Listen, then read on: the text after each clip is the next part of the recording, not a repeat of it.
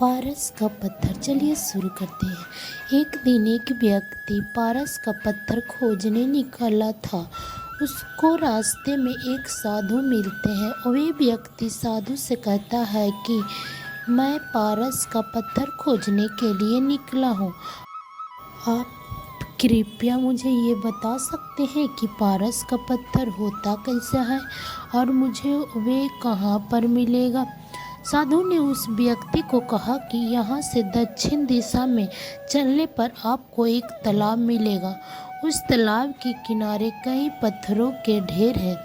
उसी ढेर में से आपको पारस का पत्थर मिल जाएगा। उस व्यक्ति ने साधु से पूछा कि मैं कैसे पहचानूंगा कि इतने सारे पत्थरों के ढेर में से पारस का पत्थर कौन सा है। साधु ने उस व्यक्ति से कहा कि पारस के पत्थर की पहचान ये है कि वह और पत्थरों की अपेक्षा कुछ ज़्यादा गर्म होता है। उस व्यक्ति ने कहा अच्छा ठीक, मैं ढूंढ लूँगा, और वे आगे चला गया। अब वो व्यक्ति हर रोज़ तालाब के किनारे जाता है और वहाँ पड़े पत्थरों के ढेर पर बैठता है। वहाँ पर बैठकर वे एक पत्थर उठाता है और उसे अपने गाल से छुआता है और यह जानने का प्रयास करता है कि यह पत्थर गर्म है या नहीं। अगर पत्थर ठंडा होता है तो वे उसे तालाब में फेंक देता है। इस तरह पारस का पत्थर ढूंढते ढूंढते उसे कई दिनों बरस लग जाते हैं। हर रोज़ घर से आना और तालाब के किनारे बैठना, पत्थरों की ढेरियों से पत्थर उठाना और उसे तालाब में फेंक देना, यह उसका हर रोज़ का काम हो जाता है।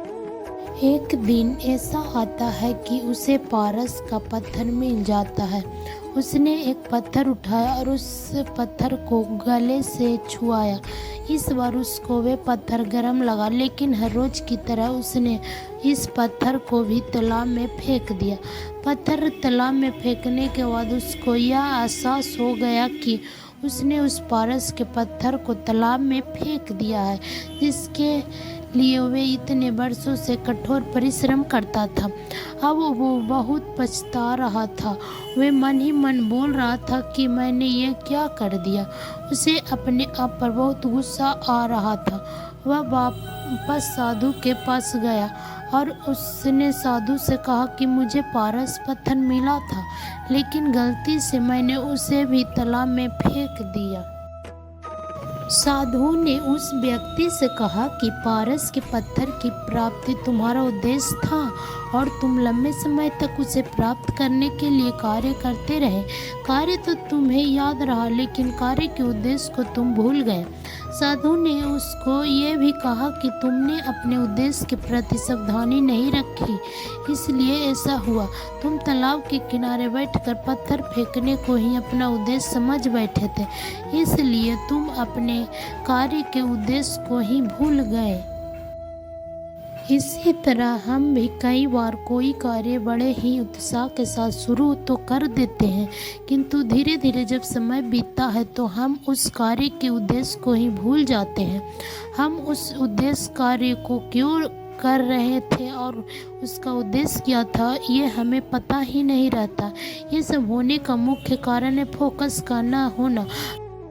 अगर आप आपके काम या लक्ष्य पर सही ढंग से फोकस नहीं रखते हैं तो आप निश्चित रूप से अपना उद्देश्य भूल जाएंगे।